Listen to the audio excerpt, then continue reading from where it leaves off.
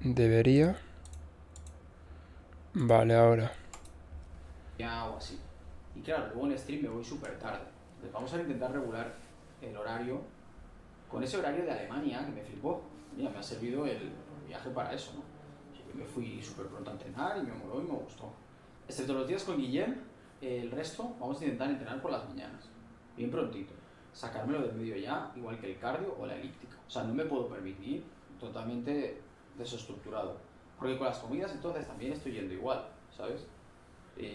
Como por ejemplo, hago un desayuno como hoy, ¿no? He hecho un desayuno y ya me he hecho pasos más entreno. No, debería haber ido con dos desayunos. Me voy a estructurar todo bien. Nos vamos a levantar a las 6, 6 y media. Vamos a cumplir con las comidas en el orden en las que las tengo puestas, sin saltármelas ni acumularlas, porque me entra más ansiedad por eso, yo creo también, y no rindo igual también por eso. Vamos a intentar estandarizarlo todo y ante un problema se pone solución. Y la solución es desplazar el horario del día, cumplir con los tiempos establecidos y organizarme, sobre todo a nivel de tuppers y tal, porque no tengo tiempo, ¿sabes? Entonces habrá que hacer una mise en place de esas, unas gilipollas, que a lo mejor la hacemos mañana, ¿vale? Entonces, muy importante, ante los problemas, soluciones una vez más. Esta situación se me ha ido de madre. Os digo, tengo la casa hecha una mierda, voy como pollo sin cabeza y solo hago más que trabajar. Y también otra solución va a ser, lo siento, se cierran plazas para entrar conmigo. Cualquiera persona que quiera entrar con el equipo es más que bienvenida. Muy buenos entrenadores tengo trabajando conmigo, pero conmigo ya no pillo más gente. Y a los que vayan a renovar les diré, les ofreceré que vayan con el equipo, que es la misma calidad, la misma profesionalidad, el mismo servicio, solo que esa atención al cliente, esa revisión técnica de los ejercicios, dudas, preguntas y ese día a día es con otra persona. Porque yo no puedo más, ¿sabes? O sea, al final, claro, yo esto con el volumen podía, porque no hacía tanto cardio, porque no tenía la elíptica y porque los entrenó, pues bueno, no. Eso es un error, pero... si no le da tiempo al pobre hombre... espera, ¿de qué? Ah, de un tío blanco. Eso es un error, o sea, no hacer cardio mientras haces volumen. Pero claro, si no tienes tiempo y tienes que hacer mil millones de cosas, al final, aunque estés en definición o en cardio, digo, en definición o en volumen, vas... O sea, lo más probable es que tires de comida. Y claro, cuando tiras de comida, pues es una putada, porque es que te restringes tal, mucha mierda. Es mejor gastar una caloría que quitarte una caloría, es mucho mejor. Pero claro, en un entorno idílico, por así decirlo, pues si no hay más cojones, habrá que bajar comida. Que a ver, para estar en un porcentaje graso también hay que quitarse comida y tal, pero si no te da tiempo, pues o haces el déficit calórico de cualquier forma. No me costaban tanto, ¿no? Ahora, tío, tengo mucho más cardio, tengo más elípticas. Ahora, encima hemos reactivado este canal. Son unas miniaturas más, X a la semana. Hostia, se lleváis las miniaturas. Hostia. Pues lo que te digo, putadón. Putadón, pobre hombre. No es que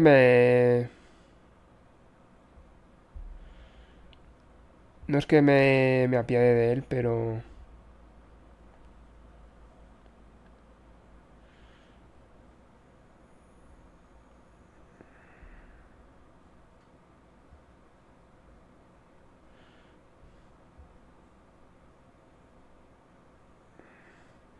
No me apiado de él, pero sí es un putadón.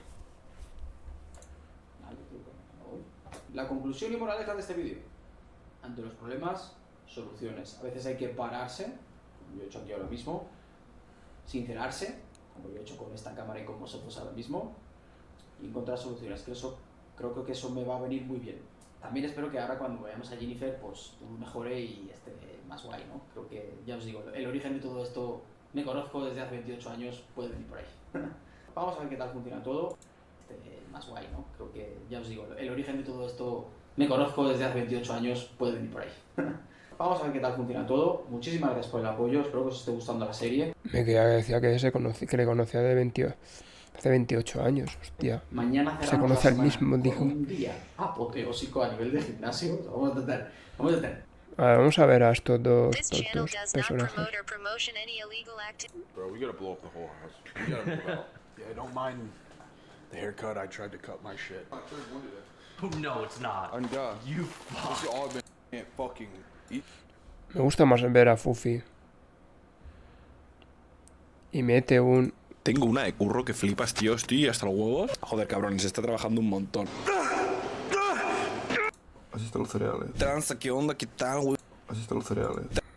Tranza, ¿qué onda? ¿Qué tal, güey? Yo el Witch aquí con el easter egg de Transit. Bueno, gente, ¿qué tal? ¿Cómo estáis? Son ahora mismo las 2:30 y estaba comiendo aquí, o sea, ni siquiera está la comida entera. Estaba comiendo aquí mientras estoy con el portátil. Tengo una de curro que flipas, tío. Estoy hasta los huevos de decirlo en todos los blogs de chavales, curro un montón, pero por las mañanas están siendo full productivas.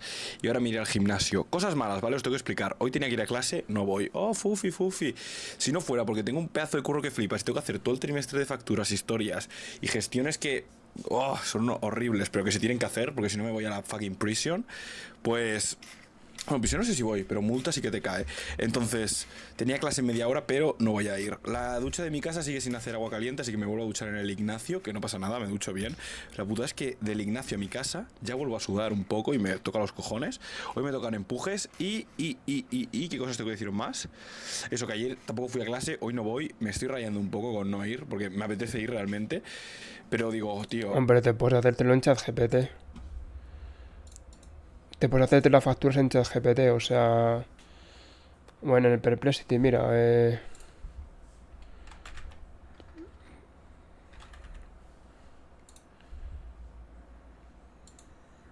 ver.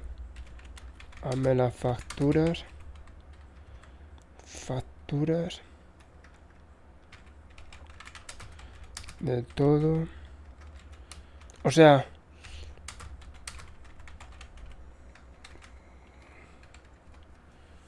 O sea, si tú metes aquí una factura...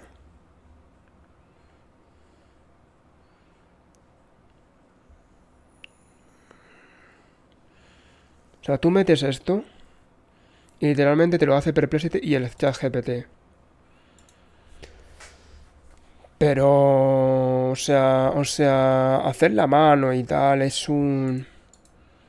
Es una reverenda, es un reverendo, es un reverendo coñazo. Estar así, tal, picando, factura, tal. Porque yo lo estoy haciendo. Es un coñazo, tienes que saber. Es intracomunitaria, que sí es. Que si es... De retención del IVA. Que no sé si tiene STRPF, tal. O sea, un montón de cosas. Es un coñazo. Pero por el Perplexity con ChatGPT te lo hace en un momento. El tiempo que voy a... No voy a poner ninguna factura de ejemplo porque es que... No sé si vais a utilizar esa información para tomar Estaría luego. viniendo, que sí que lo digo siempre, tío. Y haciendo las cosas, tío, es que esto es urgente y lo tengo que sacar sí o sí cuanto antes. Entonces, mañana sí que voy a ir 100% a clase, porque aparte es obligatoria, entonces esa voy 100%. Y creo que es como a las 4:30 hasta las 6. Y las del jueves, viernes ya vemos. Pero, tío, se pasa la semana volando, tío. Estamos ya a jueves, cabrón. O sea, hace nada me fui a Madrid el viernes. Se me ha pasado volando los días, tío. Hay un montón de curro todavía pendiente.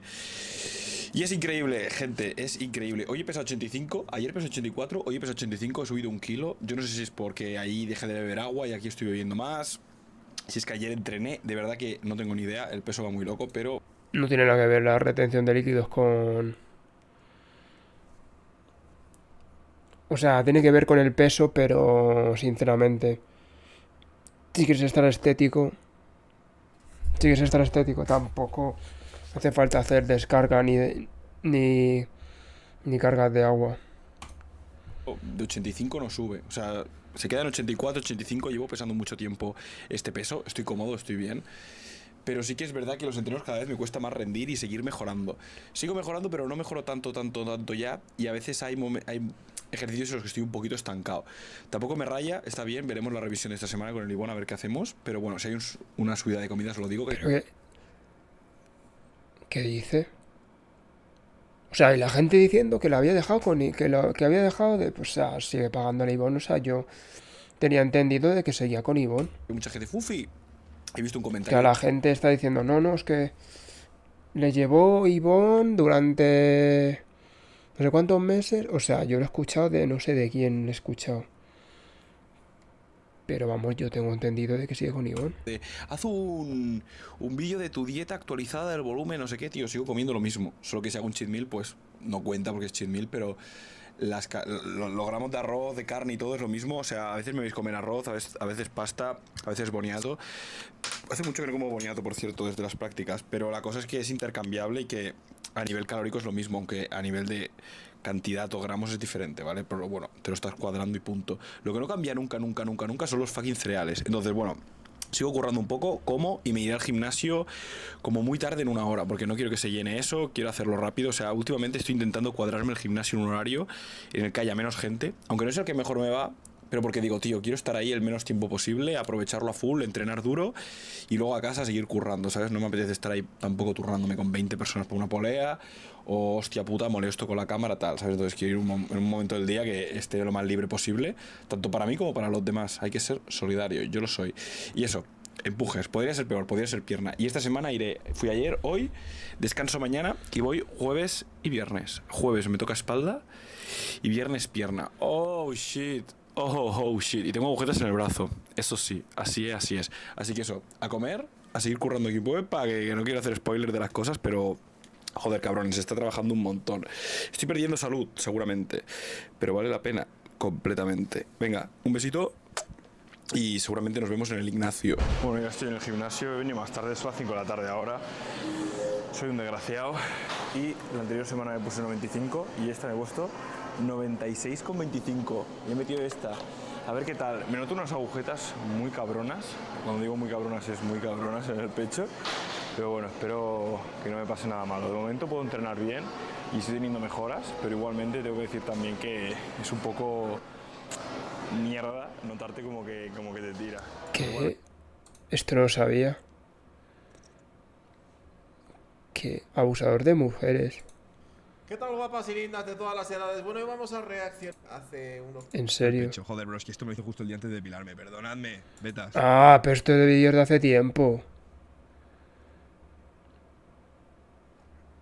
Gimnasio. Y no me malinterpretes, no me refiero a la típica que va 2 días a la semana o Fufis de una cicla. vez al mes a hacer un poquito de pierna. Porque eso nos gusta a todos. Estoy hablando de las que van ahí. Es que, tío, está flojo. Es que no le vas a ver los códigos, tío. Es que no sé si ha ido al gimnasio, si lo ha entrenado alguna vez, pero es que no va a tener ni puta idea de nada. Es decir, pero ¿cómo no te gustan las mujeres de gimnasio? Me gustan las mujeres de gimnasio. ¡Ah! Así.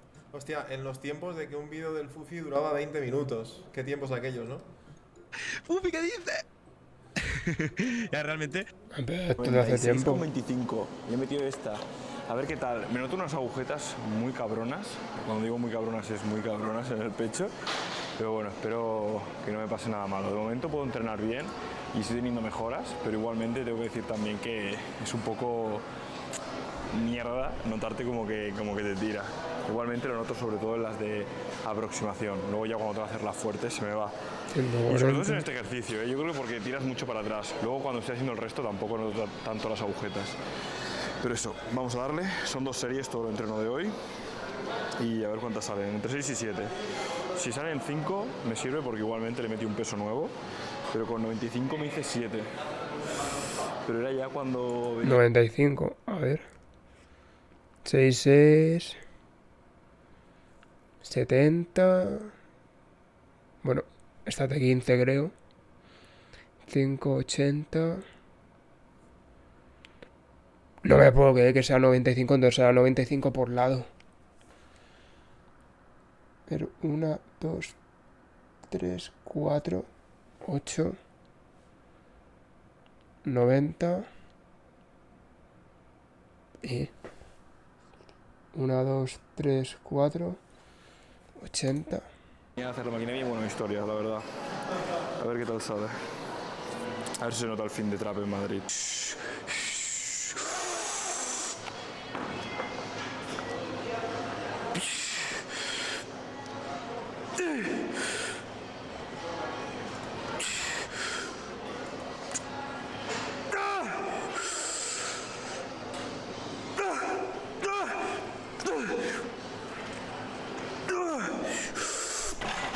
Buah. Dios mío, ¿sabéis cómo pesa esta mierda, cabrón? Buah. Tendrás...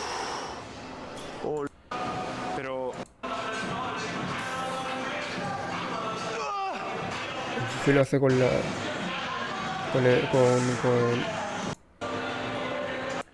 Con straps. Me parece bien, supongo. Te pesa en máquina.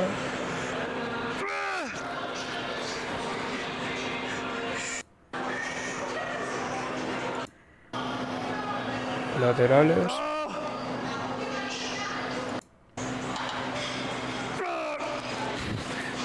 Sí, está...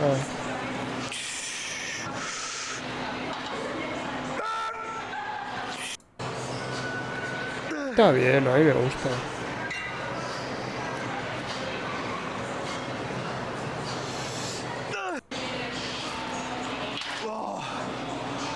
Seis.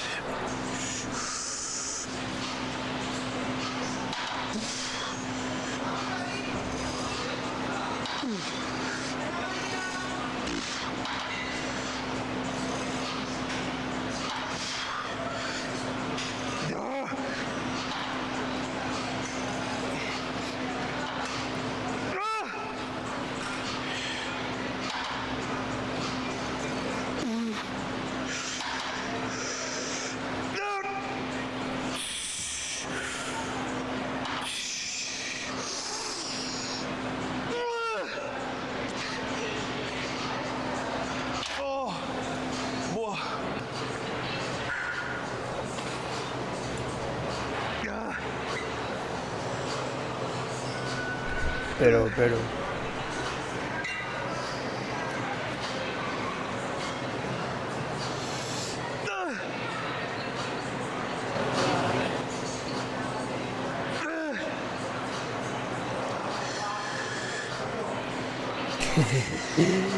El saludo nazi.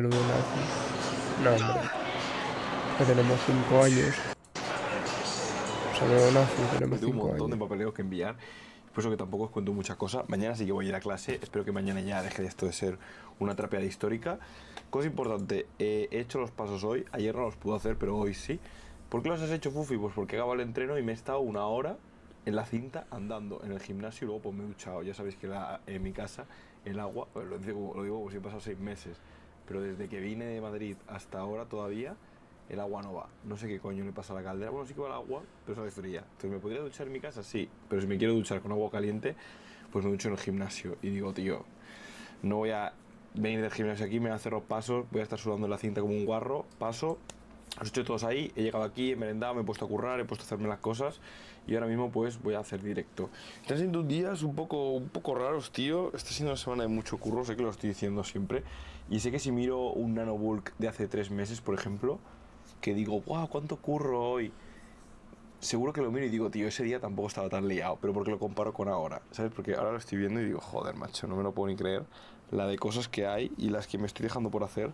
Mañana que justo no voy a ir al gimnasio, lo malo que sí que voy a clase, tengo que aprovechar para adelantar bastantes cosas, que por esa parte pues sí que la voy a hacer, que tengo como, joder, muchas cosas que entre ayer y hoy pues no he podido hacer y mañana ya es como pumba.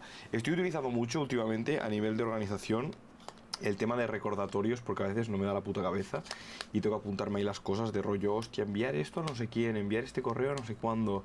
Es una fumada, pero es que si no lo haces así, es que se te pasa el día y no sé si es que necesito más horas, que es lo que digo siempre, o si necesito más focus de centrarme en lo verdaderamente importante. Yo ya es que no lo sé, tío, pero yo sé que esto te sirve después para currar mejor y todo lo que tú quieras, pero hostia, qué coñazo. Y también no me puedo despistar de dejarme el TFG ni de estudiar para el examen de la asignatura de recuperación.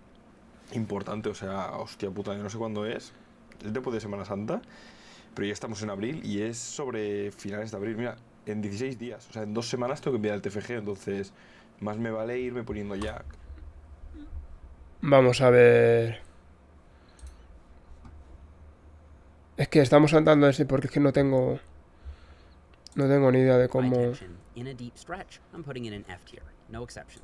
What are the best and worst chest exercises for muscle growth? Well, for a chest movement to rank highly, it needs to tick 3 boxes. 1, a big stretch because your triceps will take over. There's no evidence that these target the inner pecs. In fact, I think they'd probably be worse for the inner pecs. The dumbbell pullover is a tricky one. Biomechanics tells us that the pecs do help perform this movement alongside Dumbbell the lats and pullover, triceps. And when malísimo. you look at the activation data, the pecs do activate on pullovers. The problem is, I simply don't feel my pecs when I do this movement whatsoever, and more or less every client I've ever worked with says the same. And I don't see many top bodybuilders always add some weight over time as you get stronger. Bench It feels good press. to me development to this exercise. However, it is true that the barbell won't allow the pecs to get in quite as deep of a stretch as dumbbells. It isn't as good for the mid and lower pecs. However, biomechanics tells us that a decline angle should target the mid and lower pecs a bit more. However, it has Press de banca decline bench declinado. press doesn't have any long-term core and mid-pec growth as the flat bench did, plus better upper pec growth. So it's very So close it's to S very tier, close. but I think I'm going to leave it in A tier as well. The D ones, it isn't as good. It feels pecs as long as you bring the bar all the way down to your chest. It's very easy. Pecs do help perform this movement alongside the lats and triceps. And when you look at the activation data, the better lat exercise than a pec exercise, and for that reason, I'm going to put them in D tier. All right, let's look at some better exercises. The bench press. My ranking might surprise you here. It offers high tension on the pecs as long as you bring the bar all the way down. You'll hear the issue commonly enough that I do count it as a slight negative. So if it were just me, I think I'd probably put the bench press in S tier. I credit most of my own pec development to this exercise. However, it is true that the barbell won't allow the pecs to get in. However, a recent study found that Declining upper pecs bench for most press. it's less common for people to have decently strong. You may max out the dumbbell rack at the Flat gym, dumbbell which press. usually stops at 100 pounds. Also, once you get that strong, the dumbbells get so big and bulky that they can be quite awkward to handle. So while the flat dumbbell press is just about in S tier, it's getting knocked down to A tier for those potential overloading issues in more advanced lifters. The incline dumbbell press is also going in A tier, since it's the same basic movement with the same upsides and downside, except again, it has dumbbells, and again, lower pecs rarely need any extra emphasis. Okay, the machine chest press. A good chest press machine will give a nice deep stretch on the pecs and provide high tension throughout the range of motion. On a machine that ticks all those boxes, I really can't think of a downside from a muscle building standpoint. And so the machine chest press is our first exercise getting awarded to S tier. All right, dips. Let's see. Massive stretch on the pecs, possibly the best compound exercise I'm aware of for getting into a deep pec stretch. They offer high tension, and there's many ways to apply progressive overload. You can do assisted dips and reduce the assistance weight over time, or you can do body weight dips and add reps, or you can slow down the negative a bit more from week to week. And then as you gain more strength, you can use a weight belt to add external load. The only downside of dips is that some people find that their shoulders get cranky if they do them too much, although I've never actually experienced that personally. But I will say, I don't think dips have Qué the guay. smoothest feel. So despite many upsides, they are taking a slight hit in the feels good department for me, and for that reason, I'm going to put them in A tier instead of S tier. They're definitely an exercise worth including though. Okay, what about push-ups? Bodyweight push-ups are nice because you can do them anywhere without any equipment. However, Ya, pero como dice Fufi, te tienes que ponerte un elefante para sentir el you do have gym músculo. access. I think there are far better options. O sea, yo mínimo me pongo. O sea, si me tengo que ponerme 40 kilos, pues hago. Pues hago el gilipollas. O sea, a mí mi entrenador me los pone y es como, tío, que no siento el pectoral y no lo siento. Es una gilipollez de movimiento. For chest growth. The problem is that once you get decently strong, you'll need to do at least 30 plus reps to get close enough to failure to maximize muscle growth, which isn't ideal. I do think that's fine if you're doing them as a end of workout finisher, but otherwise doing all those reps can be. Banded push-ups do add some extra tension to the movement. However, almost all of that tension is added to the top half rather than the bottom half of the push-up. So tension still isn't being maximized while the pecs are stretched. I still think they're a decent finisher though, so I'll put them in B tier. Deficit push-ups fix the problem of not getting a deep stretch on the pecs, and even though they're still a bit tricky to overload, you can make the exercise more challenging by pausing for 2 to 3 seconds in the bottom. I think that if you're going to do push-ups, this is how you should do them. Deficit push-ups are going in A tier. I used to do a lot of plyometric push-ups in my early powerlifting days to build up explosive chest power for the bench press, but I've fallen out of love with them since. They're just not great for maximizing tension on the negative or in the stretch, and even though there is some research supporting more explosive training as a chest builder. Speaking of less conventional exercises, the guillotine press is basically a normal flat bench press, except you shrug your shoulders up, flare your elbows out, and lower the barbell down to your neck. A lot of people kick up a big fuss about this exercise causing shoulder issues, but there's no direct evidence or even strong rationale to support that. You can listen to Dr. Mike if you don't believe me. Some people will bench press guillotine style, where they take a higher position on the chest and they let their elbows come up. They feel a huge stretch in the pecs. Their shoulders feel amazing. No problem. Correct answer. Other folks will touch a little bit below the nipple line, actually on their abdomen, and they will tuck their elbows on the way down. If that is what hits your pecs the most, and it makes your elbows and shoulders feel nice and comfy and safe, beautiful. Right answer. What I don't want you guys to get caught up in is people on the internet who say this is bad because biomechanics. I don't know where the fuck they say that, because if you go out here, notice my pecs are getting more stretched as I pull out. That said, I do believe that for some people, especially those with pre-existing shoulder issues, flaring the elbows might hurt, so in that case, I just wouldn't bother with these. However, guillotine presses will stretch the pecs better than any of the other barbell presses we've discussed, and it also has a cool history in lifting culture. I am a fan, and I would put it in A tier. However, because it's potentially very dangerous, dropping the bar on your neck would be lights out, I'm gonna go ahead and put it in F tier. I just don't think the potential hazard risk is worth any potential marginal gains you'll get from it. That said, if you modify the exercise to do the same basic movement with dumbbells, it suddenly becomes much safer, and in that case, I am gonna put these in A tier. Again, these may fall in D tier or F tier for those of you who get shoulder pain from it, but in my experience, the majority of lifters can flare their elbows without issue. Just start light and build up your tolerance. To round out the dumbbell press variations, I guess I'll cover the one-arm dumbbell press. I still see this quite a bit at the gym, but doing one arm at a time has no advantage because each pec has to work individually in a dumbbell press anyway. So doing them one arm at a time just makes it harder to keep your balance, which disperses tension away from the pecs. Maybe a bit harsh, but I'm gonna put these in F tier. The Smith machine gets a lot of hate for some reason, but studies consistently show that it is effective at building muscle across a variety of different exercises. I think it's a great alternative to the standard bench press with all the same upsides, plus I find I'm more confident pushing the Smith machine press closer to failure. These are going in A tier along with the other barbell presses. And the incline Smith machine press is the same basic movement, except with a little more upper pec emphasis, so they're also going in A tier. Okay, so far we've been discussing only compound chest exercises. Presses, dips, and push-up variations that'll smash the pecs, but also target the front delts and triceps. Sometimes you want to isolate the pecs, and for that, we've got a bunch of pec fly variations. There's cable crossovers, seated cable pec flies, the pec deck machine, and dumbbell flies.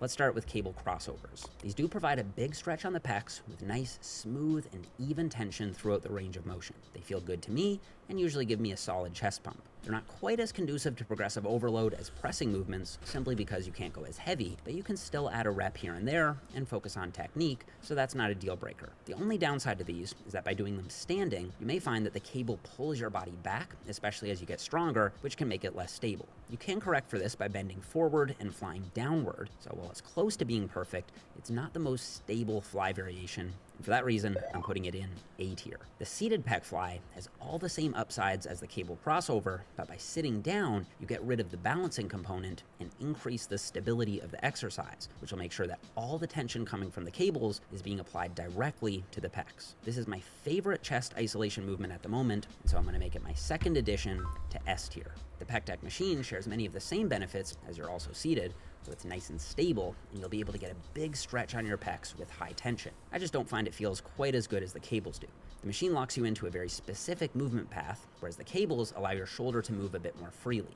This means you may not be able to find that perfect line of pull for your pecs specifically. This is a pretty subjective one, but I'm gonna put the pec deck machine in A tier. All right, the dumbbell fly. Now, a couple years ago, I probably would have put this one in C tier because you get literally zero tension at the top of the range of motion when the pecs are most contracted. However, recent evidence has shown that the contraction is most likely not as important as the stretch is for muscle growth. So I've opened the dumbbell fly back up as a viable option. I like to do these all as lengthened partials, so I just cut out the top half of the movement altogether where there's no tension anyway. But I still don't think they're quite as smooth as cable flies, and so they're losing 1 point in the feels good department. I'm putting dumbbell flies in A tier. Okay, let's finish off with 3 less common exercises. One that I hate, one that I love, and one that's just okay. The cable press around is probably the only exercise we've covered so far that gets the pec fully contracted. That's because the press around is a rare exercise where you press the cable across your midline. So I do like to include it periodically for this reason, because even though the stretch literature is convincing to me, I think including some short-length biased work isn't a bad idea until we get more evidence. Some people do find the movement to be a bit awkward at first, but once you get the hang of it, it really is a great option. I love the press around, and it's going in A tier. The crossbody standing dumbbell fly is another exercise where you extend your arm across your body to get the upper pecs fully contracted. But unlike the cable press around, the dumbbell offers literally zero tension when the pec is stretched. This is also basically a front raise, meaning the front delts will steal a lot of the tension from the pecs, even if you squeeze them at the top. Doing dumbbell flies lying down makes a lot more sense biomechanically, and so these are going in F tier. The floor press is mainly used for developing maximum bench press strength, and it's an exercise that I include in a lot of my strength and power building programs, as I think it's great for smashing the triceps and improving lockout strength. That said, the limited range of motion makes it a less than ideal candidate for chest hypertrophy, as you never get the pecs fully stretched. So even though I do love it for strength, it's just okay for pec growth, and I'm going to leave it in C tier. Now, if I had to crown just one exercise as the best of the best, I'd probably go with a machine chest press. This is a broad category, and some machines are certainly better than others, but if you can find one that feels good at your gym, I definitely think it's worth including. It ticks all the regular boxes, and you can safely push it to failure. And if I had to pick one exercise as the worst of the worst, it'd probably be the plate press. This is just one of those exercises that influencers do to be different, but unfortunately, it comes with a ton of downsides and no real upside. Also, I just launched phase 2 of my pure bodybuilding program over on jeffnipper.com.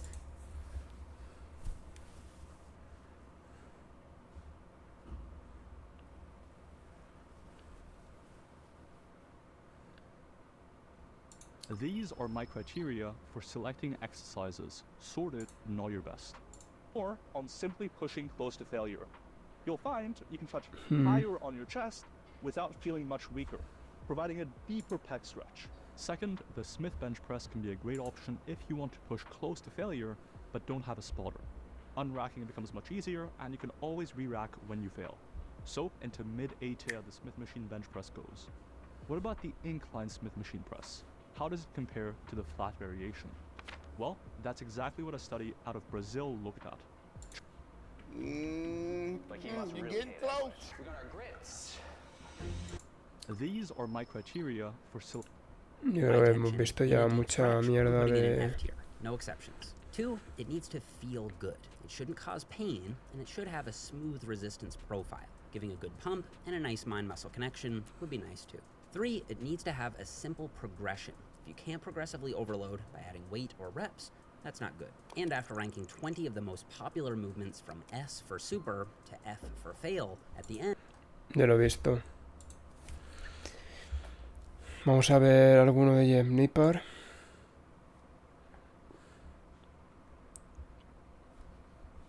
Es que ya hemos visto muchísimos. High tension in a deep stretch, I'm putting it in F tier. No exceptions. 2, it needs to feel The good. It best. shouldn't cause pain, and it should have a smooth resistance profile. Giving a good pump and a nice mind-muscle connection would be nice too. 3, it needs to... About a month ago, I polled you guys on what training routine you use. To my surprise, a large proportion of you are using routines that may be harming your muscle growth. Throughout the past decade, I've experimented with many routines, coached clients with many routines, and performed plenty of research in exercise science. So, I decided to make this video. At the end of the video, I'll reveal the best routines, based on how many days you can make to the gym each week. To be honest, some of my picks will surprise you. I'll be ranking training routines based on 3 criteria. First, based on a scientific research, will this routine maximize muscle growth in most people? Second, and this one's subjective, is this training routine fun and enjoyable to use for most people? Third, are each of the workouts within the routine challenging, yet feasible? With that out the way, let's start with the bro split. In the bro split, you usually train 5 to 7 days a week and assign a muscle group to each day. Monday is chest day, Tuesday is back, Wednesday is shoulders, Thursday is legs, and Friday is arms. Incidentally, arms just happen to be trained on International Clubbing Day. You can see where the routine gets its name from. As the name implies, this routine is heavily biased towards the upper body. Out of 5 training days, 4 are dedicated to the upper body training, and only 1 towards the leg. That also makes it a pretty fun routine for most guys. Mike is a top throwing up and doing leg curls. But that's not to say it can't be done, but leg day is too challenging. This is muscle growth. The 5 on the same day. With the lack of constraints, you can tailor each workout to be challenging yet feasible. La full body, yo la he probado y está bien. El bro split más bien a la inversa. Yo he entrenado como 3 veces, incluso 3 veces o 2 pierna. Incluso 3 veces he entrenado pierna. Con 2 veces lo tienes todo, o sea, puedes mejorar. That notwithstanding, the bro split is a pretty fun routine, especially if you skip the leg day. When it comes to the third criterion, unfortunately, most of the workouts are on the easy side. Even if you really push, training arms only gets so hard. For muscle hypertrophy, the effect did lean in favor of higher frequencies. Training 5 days, everything. But usually, you don't actually mean everything. But probably not needs to be deliberated carefully. Count your weekly volume and program accordingly. However, full body routines allow 15 to 25 sets because it allows you with higher volumes more general when specializing on keeping each workout the perfect challenge. Since there's more muscle groups in the upper body you have to worry about, upper body days tend to have more exercise and 2 lower body days. Unlike bro splits, upper body splits also only require you to train 4 days a week, to train each muscle twice a week. For many people, upper out a bit. An underrated aspect of upper suggested you can shave 50. When I ask the average it will work in a variety of contexts pretty well. Into high AT it goes. Next, we have the push-pull legs routine. According to my questionnaire, 38% of you still use this routine. However, when interviewing me, Renaissance Periodization infamously declared the push-pull legs routine dead. Is that really true? Let's break things down. In terms of fun, I'm inclined to think most lifters enjoy this routine. When I ask the average semi-serious man lifter in the gym what routine they follow, they almost invariably say push-pull legs. And this routine does bias the upper body slightly more than an upper-lower routine. Instead of a 1-to-1 ratio, you get a 2-to-1 ratio. The routine also allows you to get a solid pump, and otherwise, pull days tend to be just a bit more fatiguing than push days, whereas push days are usually a cakewalk. So, while push-pull legs is pretty fun, it doesn't do too well in terms of each workout being challenging yet a week. But for many, in the RP collab, I made the point that for push-pull legs to maximize growth, you would need to train 6 days a week always, since that would result in you training each muscle at least twice a week. But for many, getting to the gym 6 days a week is a struggle. So instead of opting for a push-pull leg split and failing to achieve it most weeks, they would be better off opting for a full body split and training each muscle at least twice a week anyways. The other issue with push-pull legs, in terms of effectiveness, is when specializing. If you're specializing on legs, for example, leg days become abhorrently difficult. And even if you're specializing on the upper body, you'd likely see more muscle growth if you just train your upper body a bit more frequently than the routine allows you to. A push-pull legs routine pigeonholes you into trainings in there. The push-pull split involves you training your push musculature one day, your pull musculature the next. You could go, actually, muscles don't push-pull, they contract, but lighten up. Workout difficulty, this routine actually strikes a great balance. Since you train quads on push days and hamstrings on pull days, it evens the scales nicely. But you do need to be slightly mindful of lower back recovery as a result. Push-pull goes into high AT2. The Arnold split takes the bro split and improves on the result. Push-pull goes into high AT2. La full body, una S tier. Twice a week, including the legs. The routine still keeps an emphasis on the bro muscles, the arms and the shoulders. Yo But just like the creo... push-pull legs routine, this routine is paired supersets, making it a solid option for time-constrained lifters. Low them in some regard. One of my most programmed routines for clients who have 5 days a week to train is push-pull legs upper-lower. Them in some regard. One of my most programmed cover or combination routines. These routines effectively combine different routines to improve upon them in some regard. One of my most programmed routines for clients who have 5 days a week to train is push-pull legs upper lower. Many lifters enjoy the push-pull legs routine but can't necessarily train 6 days a week. Combining these two routines Yo me acuerdo de entrenar 6 días y 6 días es horrible hasta que te adaptas, es horrible. allows you to train 5 days a week, still train each muscle twice a week, and emphasize the upper body slightly. Into low A-tail, that routine goes. If you only have 3 or 4 days a week to train, but are sick of just doing full body week in, week out, the full body upper lower split, for example, can be a nice change of pace. Not only does every workout change things up, if you have 3 days a week to train or more, you can try doing an upper lower twice a week and adding in a 5th and a 6th day for weak points. This lets you train each major muscle twice a week, whilst also ramping up volume and frequency for muscles you're trying to improve on. Alternatively, if you train 4 days a week, you can try a full body routine 2 days a week, and finally, for the remaining 2 days, you can do weak point days as well. Accomplishes the same thing. I'd only really recommend this approach if there are muscles you want to bring up. After all, you're trading off some low-hanging fruit for some muscles for high-hanging fruit for other muscles. Into high A-tier this routine goes. As promised, here are the best routines based on how many days you can train. If you can only train 1 to 3 days a week, the full body routine might be your best bet. It will let you get an effective frequency for all major muscles. For an enjoyable alternative, if you're training 3 days a week for a change, you can try a full body and upper lower or push-pull hybrid. If you can train 4 or 5 days a week, upper lower routines tend to be your best bet. You can also experiment with weak point days combined with either an upper lower or a full body routine. If you are training 6 days a week consistently, you get a bit more flexibility, and in this case, the push-pull legs routine actually becomes viable. You can also do an upper lower split, potentially with 1 or 2 weak point days. For a fun alternative, you can try the Arnold split, which I think is underrated. Finally, if you train every day, you get the profit split. When she asks you what your favorite position is, you say CEO. All jokes aside, an upper lower split with weak point days is great. You can also use a push-pull leg split with an extra weak point day, or an Arnold split with a weak point day. Finally, if you're specializing on a muscle, the full body routine is the best bet for you, no matter how many days a week you train. This routine lets you spread out the volume optimally for that muscle. Optimal clothing, basketball apparel. Optimal code, WOLF for 10. A ver, la full body yo creo que... Yo he mejorado más con 3 días que con 4. A ver, yo según los días que tenga. No es ninguna rutina mejor ni peor.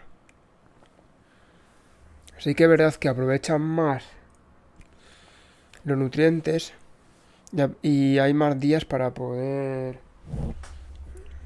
Hostia, espérate un momento. Es verdad que entrenas más días y puedes aprovechar para hacer más grupos, para entrenar más grupos musculares, vaya.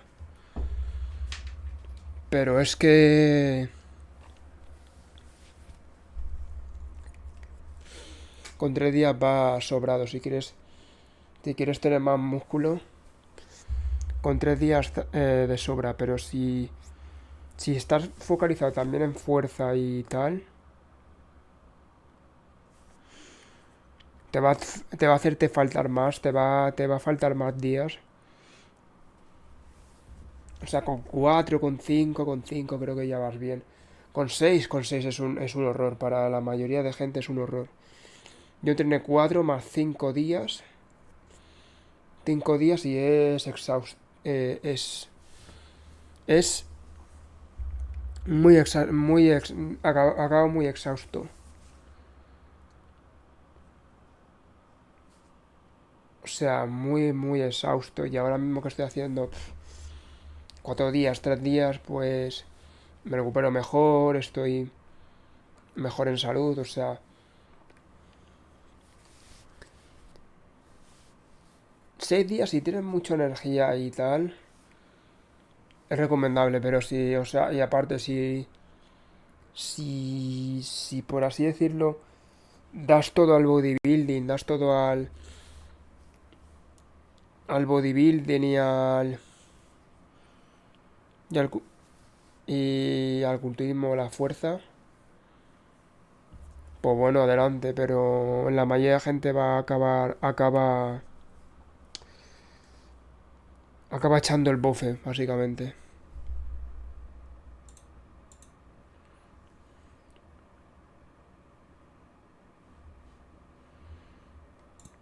I've never been gifted for the bench press. It's my worst lift, and yet I've still managed to bench 3 plates. This might be super common on social media, but in real life, it's extremely rare, and most people don't ever come close. This video goes over my entire journey from 185 to 3 plates. It's ugly, but it's real. We start off at 185. At this time, I was weighing about 160 pounds. I don't really remember. I wasn't purposely trying to bulk or put on any mass, which would have helped my bench. Right away, I'm going to show you 2 fails in a row. I think you're going to start to notice a pattern as we continue through the video. I got this 185 right before vacation. This is my first really important bench PR. I think this will go down as probably the most grindy rep of my life. It was horrendous, but I got it. Right after this, I went on vacation, and when I returned, I had lost some weight, and I was also a little bit weaker. It took me more than 1.5 years to go from a 185 bench to 2 plates. It didn't have to take that long, I just didn't put on weight. The entire time I floated around 160, 170 pounds. I did make a little bit of an attempt to gain, but it was half-assed. At this time, I was trying every program under the sun. I did Small Love Junior, the Candido 6-week program. I tried adding reps every workout. They would all work a little bit, but I would always quickly plateau.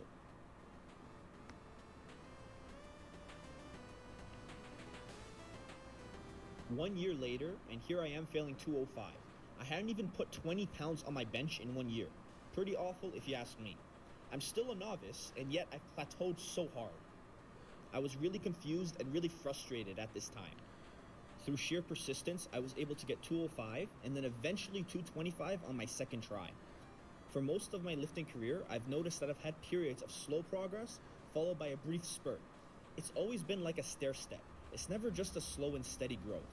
Almost always, I fail a new PR multiple times before I actually get it. You'll definitely see that when I get to 3 plates.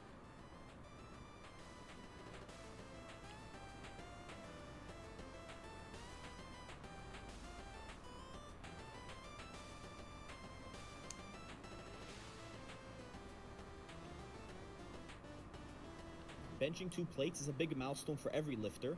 You can see that I get super psyched up after. I was so happy for like a week. That was in early 2020. 2 weeks after this, the entire world went to shit, and like many others, I was forced to start training at home. I couldn't really bench press in this time. I couldn't do much of anything. So I decided to lose a little bit of weight and get lean. I looked pretty good. This is me at 160 pounds. Later in 2020, the gyms did reopen, and I managed to work up to 170 for 8 reps. I was very close to my peak strength, and I would have gone for a new 1 rep max, but then everything closed again. This time they stayed closed for more than a year. At the time, this was really depressing, but I didn't give up. My chest work consisted mainly of push-ups, dips, and 1-arm dumbbell presses at home. This was all I could do, so I made the most of it. In July of 2021, I finally hit a small bench PR of 230 pounds. Keep in mind, this was a full 1.5 years since I did 225 for the first time. I put on a little bit of muscle. It's nice to know that the dips and push-ups paid off. I wasn't able to do any benching in my crappy home gym. Knowing me, I immediately ran into another plateau just 2 months later. But after this, in the first half of 2022, I actually made the best bench progress I'd ever made in my whole life up till that point. A few days into the year, I smashed 250. By this point, I was really sold by the bulk. I was pushing my weight and pushing hard in the gym. One of the things that led to this being such a productive period was the pause training. We did have one more lockdown where the gyms closed. This one lasted only about a month. I managed to buy a mini barbell, and I was still able to bench at home. Pause training was huge for me.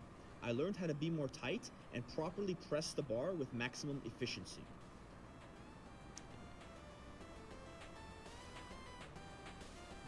Soon I was getting 260. I wanted to get 2, but even 1 rep was a PR. I asked my brother to spot me, and I didn't even wait for him to help me. I just rolled it off immediately. Look at his face. He's like, okay, why the fuck am I even here? The next month I got 270. Again, I wanted this for 2, but I knew I was being greedy, so I didn't go for it. It was at this point that I got really sick. I wasn't able to try 275 immediately. When I did, in late August, I'd already lost 4 to 5 pounds, so there was just no chance that I was going to get this bench. This was back in the time where I had to play music from my laptop, and then I had to use my phone to record. I couldn't do both at the same time. Just, good memories, good memories.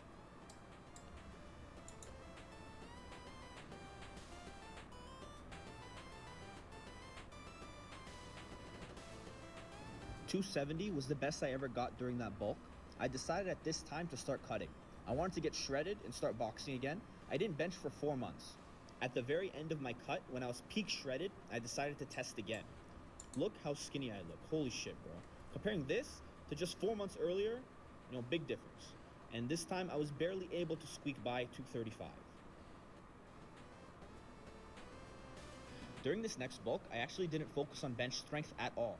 It was all hypertrophy for the upper body. More than a year went by. Now we're in February 2024. I just wanted to randomly test my strength, and I managed to hit 275 even though I never benched. The next time I tried was in May. I got a juicy 290-pound PR. Keep in mind, even though I didn't bench, my program consisted of a lot of dumbbell pressing and machines. I was working my chest and triceps really hard, but there was no bench-specific strength work. In July, I attempted 300, and that did not go up. It was at this point I decided, I'm already close to 3 plates, might as well just start training bench again. Because I hadn't focused on it in so long, I honestly expected to get 315 in just a few weeks. But boy was I wrong. I forgot that I have the bench curse. I was destined to have slow progress no matter what I did. Before I get to the most stupid part of the video, make sure you follow me on Instagram. I made a new Instagram, gonna start posting on there, so give me a follow. At the end of August, I did 295. Being happy with the way it moved, I tried 315 for the first time. Although I failed, I was quite happy with how it felt, and I thought I would get it in no time. So I did a full training cycle, one of those workouts I even posted for you guys, and then I tried again in November. Damn it. Okay. Screw this. I know I'm close. How about I just gain weight a little faster? In January, I was doing 270 for 3 sets of 3, so I knew I was close. January 10th.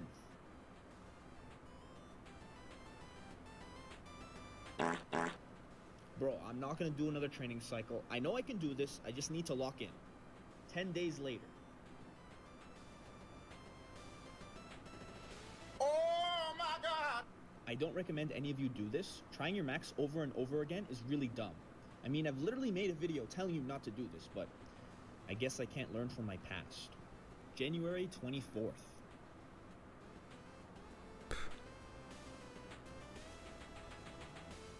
You can't keep getting away with it! At this point, I knew it was a mental block more than a physical one. Every time I unrack the bar, I get in my own head and I doubt myself, especially since I failed so many times. The next day, I told myself I was going to give it one more try. Before I went for it, though, I loaded up 335 and I just unracked it. I just wanted to feel something heavier. It would help me trick myself into thinking 315 was light. And this is what happened.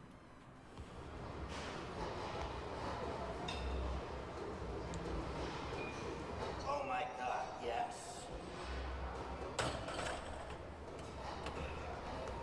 I can finally call myself a 3-plate bencher, and it feels damn good.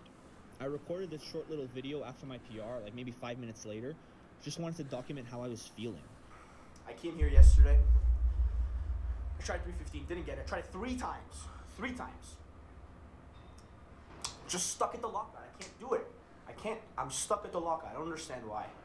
I've been stuck. This is my 5th time. My 5th time trying 315 pounds. This is my 5th time. Failing. I tell you guys not to do this. Like, I make videos like, don't test your strength all the time. It's stupid. It's really stupid. Do as I say, not as I do. I know I have 315. I've been I know I can do it. Bro, this feels so gratifying. It's better. This is better than any drug high. Fuck, man, I'm so happy. Like, people smoke weed, they do all kinds of drugs. It's not earned. Any stupid person can take it and feel good, man. But this, I worked for this shit. I have been a terrible bencher my whole life. My whole life I've been a fucking shitty bencher. Terrible. I was stuck at a plate. I was stuck before a plate. I was 16, 17, but I couldn't even hit a plate for like 5. I was stuck there for so long.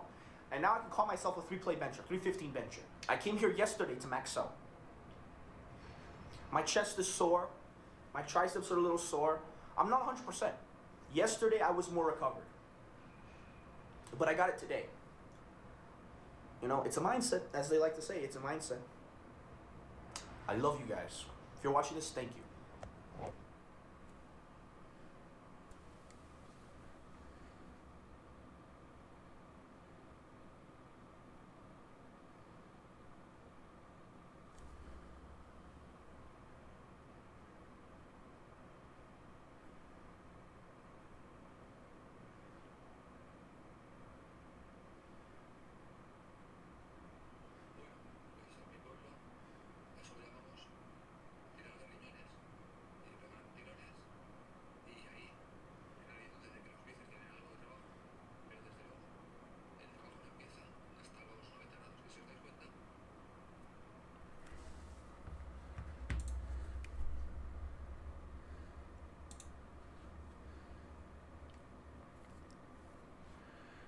If you think about the diets of the biggest people on Earth, you'd have to imagine. Fucking serious? Yeah.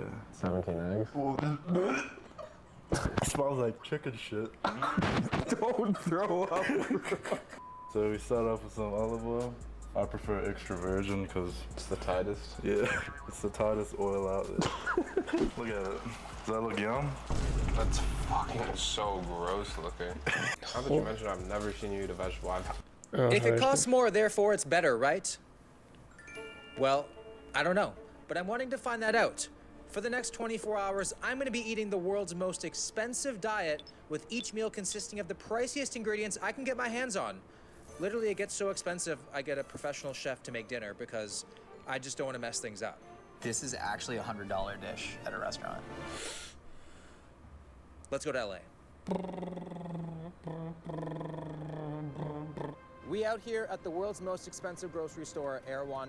Now I have 3 objectives on this grocery haul. 1, spend as much money as humanly possible. 2, get my son Boba the most amazing dog treat. Some people treat their dogs like people. I treat my dog like a Saudi prince. I love you, Boba. And 3, I want to get a paparazzi shot leaving Air One. I see celebrities do it. I want to do it too. It looks cool. Let's get it. It smells financially stable in here. Look how narrow these hallways are. Breathing room must cost extra. Look how organized this is. Whoever did this, I'm proud of you for turning your OCD into a lucrative career. Hostia, está There's been this organizado. viral $20 strawberry from Air One circling the internet. Yes, for just one singular strawberry, and every store was completely sold out. But I was curious, what made these strawberries so special? Oh, you're good. Why is it $19? So pretty much it's imported from Japan, and the farm that made the strawberry, it's been like farming for like 7 years or something like that. And apparently it gives off a very pleasant aroma and it tastes amazing. Wow. That's what people are saying. So my boy Maliko walked me over to the next best option. Strawberries on sale for $22. These are $10. Can you see the difference in the color? These are a lot darker red. But the fact that a $19 strawberry is sold out, I hate that. That just makes me feel disgusted with the human race, you know? But at the end of the day, our habits are the quiet architects of our lives, shaping our reality in ways we often despise, but yet we remain powerless to change. Oh, I'm sorry. Oh shit, I feel bad now. I'm sorry. Sorry about that. The most expensive eggs are $14 for 12. And they look like that. So, regenerative organic eggs, single family farm. Are these dragon eggs? Like, why is this that expensive? I continued my grocery haul, and based off some of the items I was picking up and their price tags, I knew this was going to be way more expensive than I anticipated. $16 for sourdough. Tell me why. Explain to me why. Oh, that's why. Purple and yellow. Is the color supposed to distract me from the price? Because it didn't work. The Kardashians definitely get this bread. 26 pavos un pan.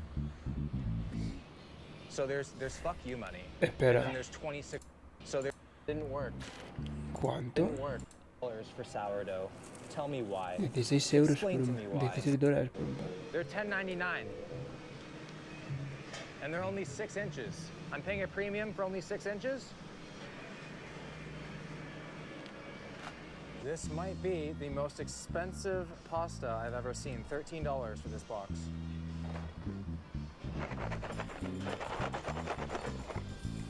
I think I've officially found the most absurd thing here. $30 for almond butter. Am I buying almond butter or am I supporting this thing's OnlyFans career? Why? They're grown by Nick, David, and Steve. They add the self-conscious spirit of 5 generations of California family farmers. Come on, man, that's not enough. $8 a bottle. They have Wagyu beef dog food. That's crazy. $31.99 for some dog chews. Boba, if you don't like these, man, I'll get mad at you. We're currently in line, full basket. I'm thinking $300.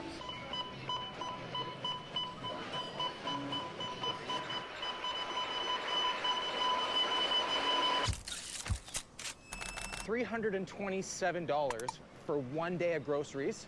Got a cold brew, which was a little over $5, which is surprisingly modest. It practically feels complimentary at this point. This is actually cheaper than Starbucks, so it's good, happy with it. Let's go home and cook.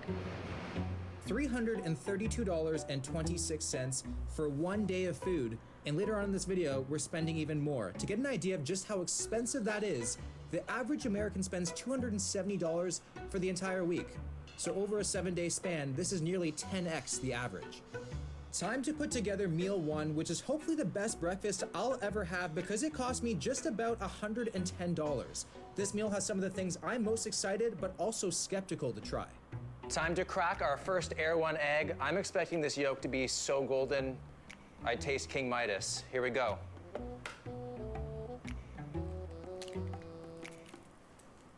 I gotta say, that looks like just a regular Costco egg. Now, I'm super excited about this bread. Look at the color we got. Like, look how saturated that is. Purple, yellow. Looks like Barney and Minion got scrambled up together. Let's cut it open and see.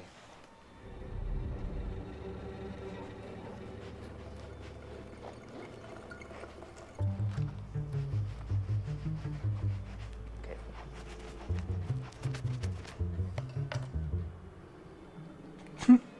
Mine looks kind of infected. What?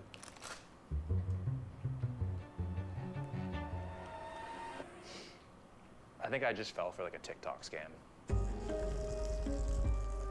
With all these pricey ingredients coming together, the final result was starting to look insanely good, and my tummy was starting to make noises I've never heard it make before. This is looking like the kind of avocado toast you'd find at the most luxurious, trendiest hotel imaginable. This isn't just avocado toast, my friends. This is edible art that I will now destroy. I don't think I have been this excited for breakfast in a very, very long time. And I have to start with this water. $26 water. This will confidently be the most expensive water I ever have in my entire life. Will it taste better than LA tap water? We'll find out. I am definitely gonna swish before I swallow here. Ultra purified, alkaline, bottled in glass for purity because we don't want those microplastics.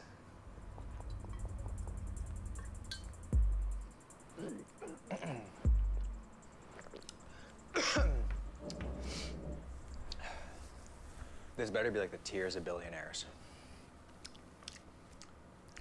Because if it was, I'd go back because you know what that means about the nut milk. It tastes like water with a hint of financial regret. Like there's not even like a remote difference. And I'm trying to find it. Like honestly, with every single meal today, I'm gonna try to be as objective as possible and not get overly excited due to the price. So I might be a little bit of a harsh critic today. ¿Qué dices?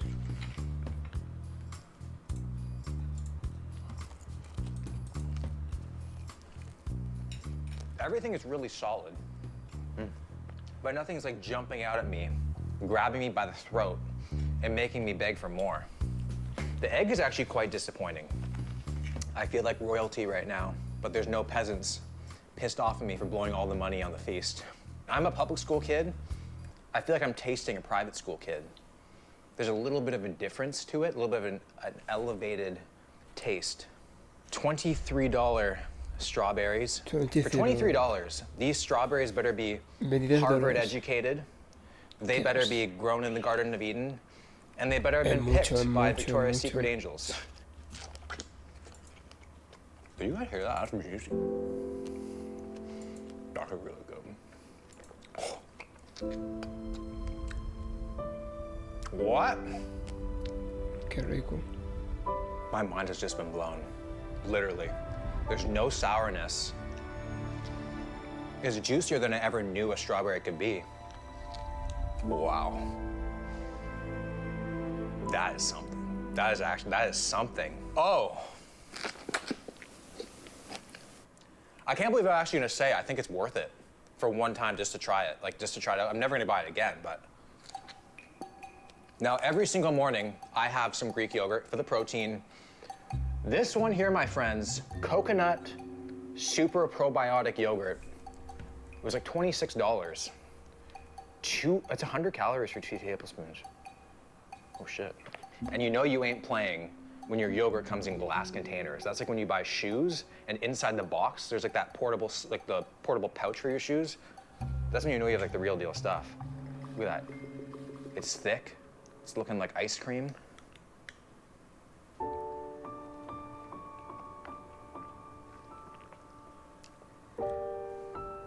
Whoa. It tastes like coconut meat with a little bit of like a medical purpose behind it. That's quite nice. It kind of tastes like vegan cheesecake batter. But then you got the probiotics, which are like little tiny janitors going into your gut, cleaning everything up. I'm very impressed. Very impressed with that.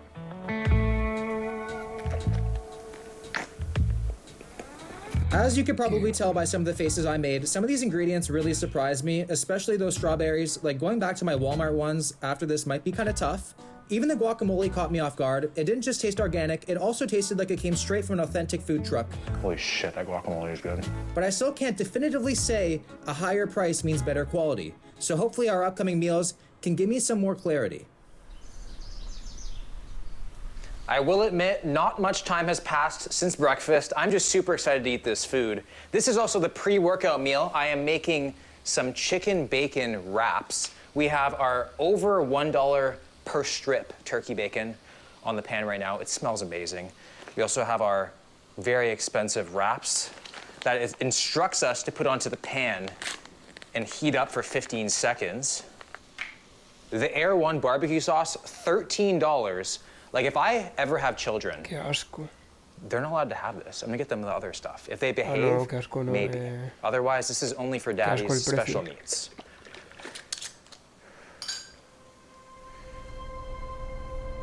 Pero increíble.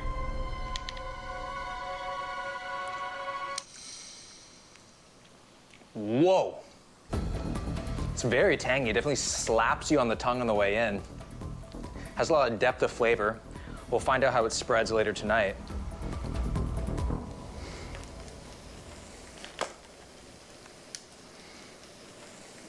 These are the Air One turmeric chicken tenders. Super popular. People talk about it all the time. This is definitely what Northwest gets for lunch every single day. Like, I want my kid to be liked, not identified as the easiest target in the school. They even find a way to make chicken tenders unrelatable. Got our $10 cabbage. $10 cabbage, I just threw up in my mouth a little bit.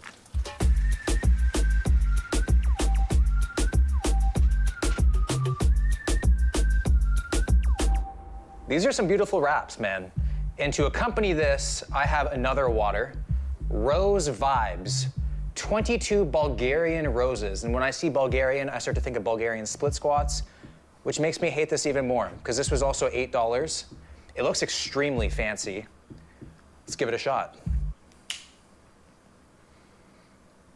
Smells like perfume.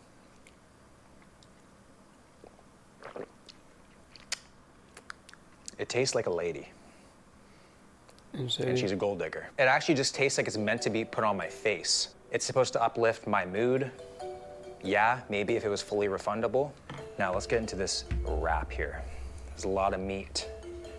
It's gonna be hard to wrap it up. Yo me creía que iba a ser una dieta o Starting algo to do its así. thing because it's Cinderella coming down these stairs. Okay, at the gym, about to work out. I'm feeling really good right now. I feel like the fact that everything I had has been organic, guilt-free, free range. The chickens have been happier. Feeling very strong so far, able to really grind during the sets. Pump is already coming after just a few sets. Is it from the food? I'm not really sure. Also, I'm burping a bit. I think I could charge for this. I think I can charge people to smell my burps at this point. I'm definitely feeling better than normal, but I definitely think it's obviously placebo because I've just started eating the good food today. I think a lot of the Air One stuff is all a mental thing anyways. You're spending all this money on water, strawberries, so you're probably gonna think that you feel better. But maybe I spoke a little too soon about the water. The pump I'm having this workout is unlike any pump I've ever had before. Turns out on the water website, there's actually research studies showing that this water can drastically increase oxygen content of blood and tissues, which definitely explains why I'm feeling the way I do. I feel like I have ascended to another level of pump, and it's just too coincidental. The day I go to Air One is the day I have the best pump in recorded lifting history. I don't know what's in the water, man, but it feels good. Let's go back to Air One and get some more food. So back to Air One we went, and I was determined to finally try one of their world famous and insanely expensive smoothies. I couldn't believe there was a line of people willingly dropping $20 on one of these things. But even more shocking, apparently they sell 40,000 Hailey Bieber smoothies every single month. We got the Wellness from Scratch smoothie, over $1 an ounce, so you better believe I'm gonna suck this thing bone dry. It's like a tropical thing with some mint in it. Presentation-wise, super awesome. Got the marbling, got the little mint on top. $23.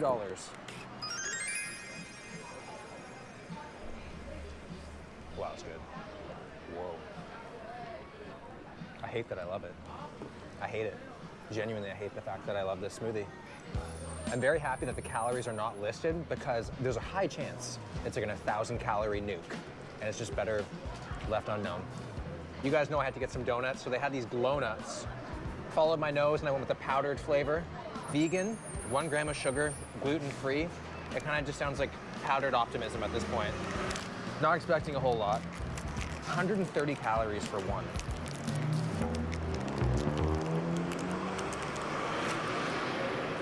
That's a breath mint. That's a breath mint. I could pop these like mollies.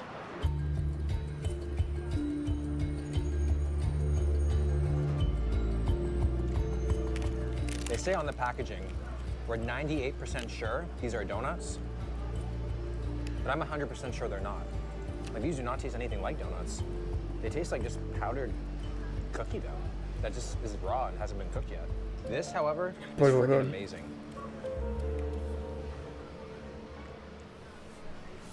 No matter what your goal is in the gym, it's always important that you track your calories and your macros. So everything I've been tracking today, I've been using Macro Factor, the quickest and fastest way to track your calories. All the foods from Mythical Kitchen. And I have this bag from Air One for you.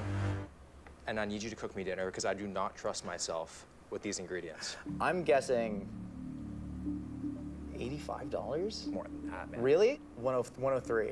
Yeah, we're on that. God, I was a member at Air One for like, I did 1 year. Oh, I hate you. And I know, I do too. Yeah. I didn't like the person that I became, and so I Yeah. stopped, and now I get all my groceries at 7-Eleven. So what is your what is your thoughts on Air One? I think Air One, it has now become like a status thing. Like the organic chicken that they carry, I can get that same chicken at my big box grocery store. I don't love Air One, but I understand why people shop there. Oh my God, Giada di Laurentiis. Nodi Marini? I've never even heard of this pasta shape, dude. They're just making up Italian sounding words. Wagyu filet, okay, so Wagyu means nothing anymore. And then the vacuum sealed, they're not, William, they're not shrimp, they're prawns. That's all they had, man. Before we started cooking the main dish, it was time to see what we thought about the Air One sushi. And based off the price, this better not be any regular grocery store sushi.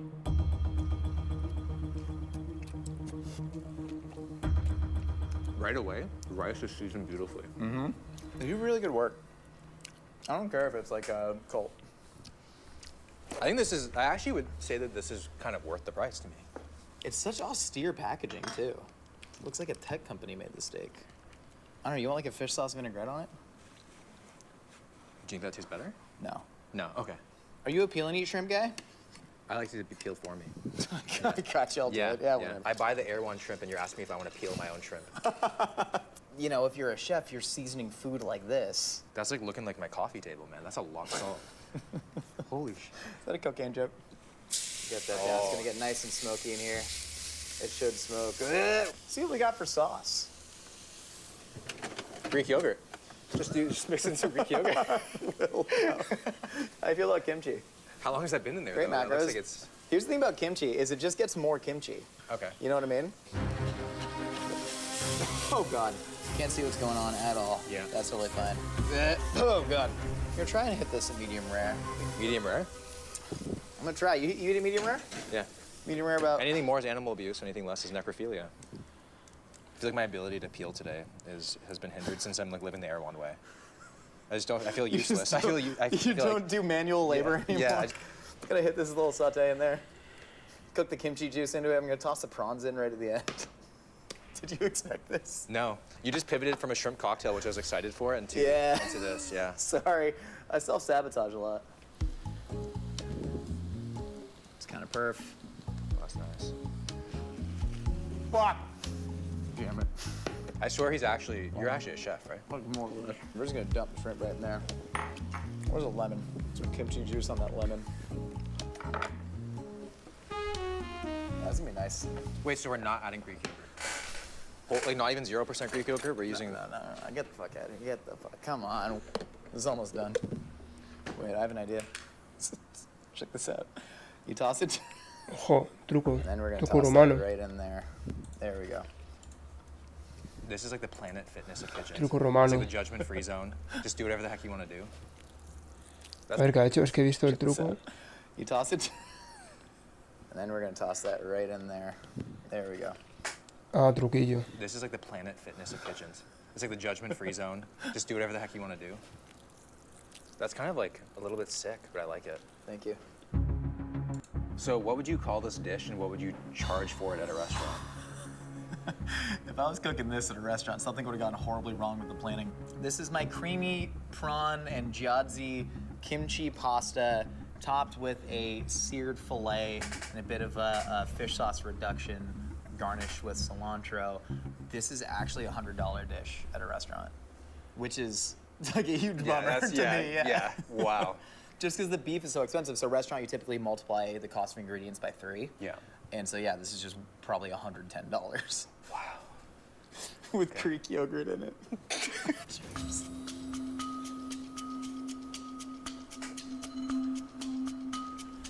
Right off the bat, it's weird. Yeah? But it tastes intentional. Thank you. Yeah. Yeah, the fish sauce and Greek yogurt is not a combination I've used often. I do think it kind of works in a weird way. You know? What do you think about it? I actually really like it. The thing is kimchi is so dominant that I think it's like overshadowing like what you've done. 100%. The mistakes that you've made. A ton of kimchi in there. Yeah. I will say the quality of the prawns, really, really excellent. Like, God, these just smell that. It don't smell like a real shrimp. And that's not just kimchi and fish sauce. Like, yeah, those smell like they were like caught yesterday.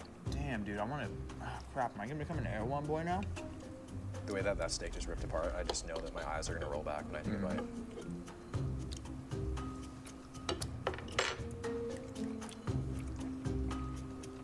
If I was like extremely drunk, I'd pay $100 for that. So what should the moral of the story be for people about Air One? I think the moral of the story is that if you're worth $35 million and money has just stopped meaning anything to you, yeah, by all means go to Air One. By no means is this necessary to cook good food or be healthy. Get fresh produce wherever you can. Walmart does great stuff. Support local farmers if you can. But ultimately, yeah, you don't need to go to Air One. Yeah, I agree. At the end of the day, some things were absolutely worth it, while other things made no difference at all. The key is to be smart, figure out what truly matters to you, but don't fall into the trap of thinking a higher price always means better quality. That said, the only opinion that really matters is Boba's. Right away, he was intrigued, and soon after, he became obsessed, completely ditching his PetSmart and Pet Value chews without even a second thought. Thank you all for watching. Check out the video I put. Dr. Michael Ladler.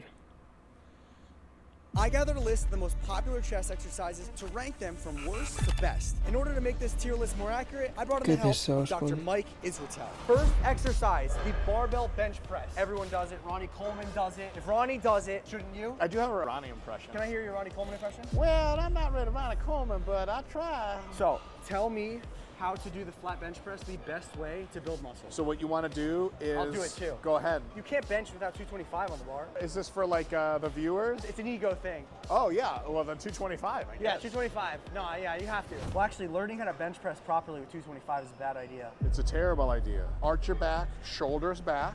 Yep. And then you are going to very gently touch right around your line. Okay. Wait for 2 whole seconds. 2! And then come back just shy of lockout and repeat the process. 1, 2.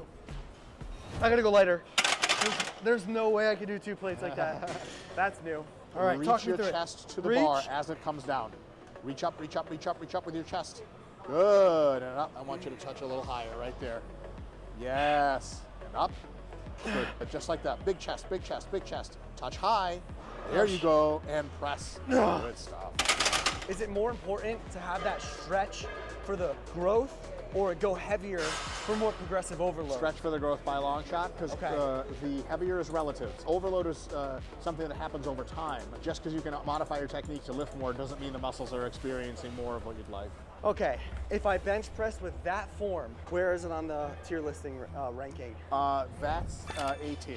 That's A? Yeah, if you bench with really technique, then that's more like B or C tier. Mine was a little B, C Yours tier. like a B plus, like a solid B plus. Like you don't get to sit with the cool smart kids who get A's, but almost. I didn't have any friends in school, so I don't know. Do you want to talk about that? Next up, we have decline barbell bench press. Do we? You don't like decline? The decline is great. However, it trains largely the lower part of your chest. Most people are trying to look at that upper shelf, kind of like armor plate look. Also, like if there was a dude's head here and I'd be spotting him on the decline. Wait, let me get in there. I gotta test your theory. All right, so you need a spot? Great. No! Let me get off. No! Let's go, bro. It smells. You got this. No, it smells. You got this, Jesse. Yeah. It's wet. See? No. Yeah, you don't want any part of it. Okay, so what would you rank decline? I mean, you know, in a properly executed fashion with a good program, it could be a Pesados los del incline press, decline press. Son muy pesados con estos ejercicios.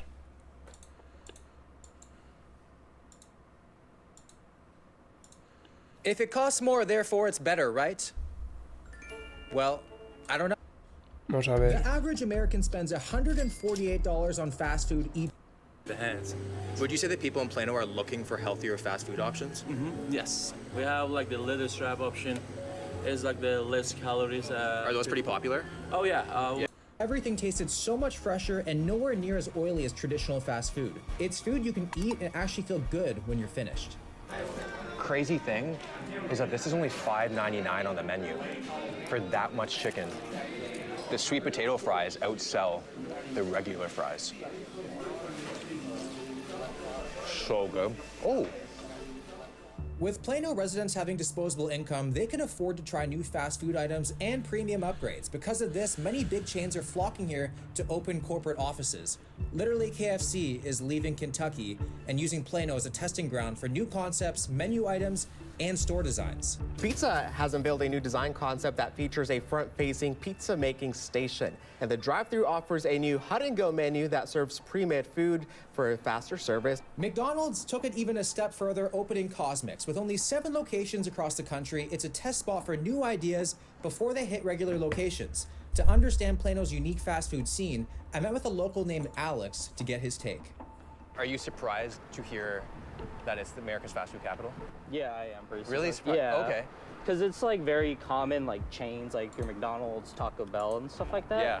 But I've been to other places, I've seen like way more chains. There's a lot of families, a lot of professionals move here for like work and stuff. It seems like going out to eat is a big deal for families here, which is why they spend more and order nearly 2.2 times more than the average US city. As we walked into Cosmix, we were immediately given some samples. It has basically the espresso shot with the Galaxy Latte with maple syrup. We also have hash browns, pretzel bites. So we have healthy, like small bites of things to keep the portions small. Are the hash browns healthier than normal hash browns? Yeah. How so? It's because they're in the oven, and then the oven. Baked in the oven. So they're Whoa. baked instead of like greased, like dry, like yeah. McDonald's, they have like more greasy stuff, and more like, yeah. And then things that they have, it also sits for a long time. We make everything fresh off the bat. Oh my God, that's great. That's wild. Yeah. Given the healthier twist, I was super curious to try out some more of the menu, so we decided to order a bunch of things. Oh, they have protein? We have to. Pre-workout shot. This is crazy. We got this like ginger boost shot thing with a pre-workout shot, which is something you don't see every day. We got a turmeric oat latte, which is hopefully a gateway to a dairy-free McFlurry at McDonald's, hopefully. Coffee, and then a spicy queso sandwich and some donuts, man. So would you say people in Plano more or less see fast food as healthy? Yeah, I would say so. You would say so? Okay. Yeah. Plano is a very image-driven area. When people go get fast food, it's usually the healthier side. Plano spends 2.3 times the national average on fast food. What do you think the contributing factor to that is? I want to say it's probably families are a big thing because they're always going out to eat and stuff like that. So it's just larger groups, not just individual? Okay. Like, you don't really see a lot of single people living in Plano. Like, that'd be kind of weird, honestly. Yeah. Oh, look at that. Okay. I'm a sucker for breakfast sausage. I'm a sucker of any sausage, honestly. That's good. That's good? That's really good.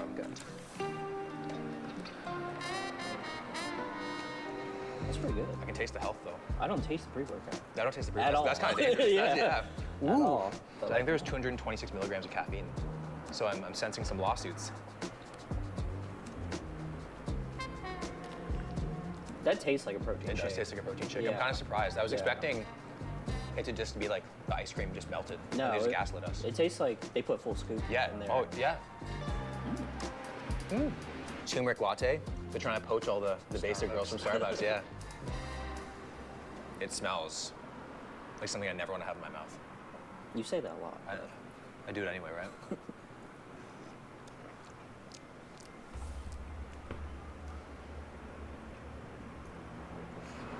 It's like what you drink when you're like dying in your bed. Yeah. Could you see how Plano is America's fast food capital? I could totally see it, for sure. I think majority of people in Dallas probably eat fast food, definitely once or twice a week, for sure. And that's the majority, so if that's a majority, then there's definitely people out there just chomping on fast food all the time, so. Yeah, so at the same time, Plano's one of the longest living cities in America. Does that also surprise you or no? That's a surprise. I don't know how that's possible. Lack of exercise, super car dependent city, like nobody's walking anywhere ever. That's what we've noticed, yeah. Yeah, like I'll go to In-N-Out and get like 8 burger patties and a french fry, and it's like $12. So you got no bun, you just get the burger patties? No, just straight burger patty, no cheese, literally just burger patty. Okay, so when you go to a fast food restaurant, you're pretty health conscious? Oh yeah, definitely. I mean, In-N-Out, they don't use any oil in the griddle, so it's just straight beef. I'm like, you know what, $10 for this? Like if I'm on the go, I'm gonna go grab that because it's like 70, 80 grams of protein. What's your thoughts? Plano, fast food capital? I'd have to agree. Would you say people here are more health conscious than normal? More health conscious? No. No. Okay. Not in the slightest. Okay, so if you were gonna go to a fast food place, what's your order? Are you like thinking, protein, like calories in mind or no? Yeah. So like, for example, we go to In-N-Out, and In-N-Out's one of our favorite things, and I'll go and just get like 2 double doubles and fries and whatnot. Just get like 10 packs. Exactly. So do you like protein style it or no? Yeah. Oh, okay. Sometimes. Okay. So I'd say that's different than the average though. Hearing the way these guys order is far different than the average American. Both guys ordering with calories and protein in mind, and an order of 8 burger patties for 70 to 80 grams of protein seemed relatively normal to him. If you guys want to go film something that's actually crazy, all the way down to Stacy, there's like, I've always called it like the fast food fucking row because there's literally like 30 fast food restaurants on like one street, like all right next to each other. It's kind of hilarious. Like it looks ridiculous. So we got in the car and made our way over to Fast Food Row to hopefully see the most condensed fast food area I've ever seen. Oh yeah. You got In-N-Out. ¿Cuántos tenemos? Right beside 28 y solo estoy haciendo el tonto. Which is then right beside Panda Express. Oh my, then you got Chick-fil-A. And then you got McDonald's. And then you got Taco Bell. And then there's El Pollo Loco. One straight line in my entire Chick-fil-A order is around $16. So we'll see just what we get here. Not only do I leave with food, but I also get emotional support. Hi, I'm good, how are you? They even address you by your name. Thank you. It's Coke Zero. It's Coke Zero. I think that's my biggest fear. Ordering a Coke Zero, getting a regular Coke, and then not being able to tell the difference. Thank you. Is the drink Coke Zero? Yeah. It's Coke Zero? Oh, okay, thank you. Damn, we got a Coke Zero. I didn't even think people in America, like, knew about diet sodas. I thought they just, I didn't even, wow. We got a medium waffle fry. We got a large mac and cheese. Uh-oh, this is not looking good. So we got a small fry now. Tengo 28. Ah, sí, tengo 28 espectadores. Bueno, podemos estar más tiempo. And then we got chicken soup. There's like 3. Es que como diría el fufi, es pollo, pero está frito en aceites, grasas, en un montón de mierdas. Average Whataburger order is between $10 to $12. Yardline, going to Chick-fil-A. Chick-fil-A, en plan Chick-fil-A, si pides algo saludable te lo dan, pero el pollo está muy bueno. O sea, es como un Kentucky Fried Chicken, pero como con más categoría. They just couldn't bring it home with the order. There's just so many better options that they could make. Next up, we got Whataburger, a Texas staple. Now, I feel like the chances of us getting something healthy here is slim. It would be like a coin toss and it landing on its edge. The average Whataburger order is between $10 to $12. Can I just get the exact same thing as the person in front of us? Okay, you can have a drink. No, I can't. If she didn't have it, I can't do it. Oh, okay. Yeah. $9.83. Okay, thank you. $9.83, so slightly below the average. Can you just move forward? We're Yeah. waiting for the Fresh fresh chicken. chicken. Ooh. We got ourselves a large fries and a sandwich.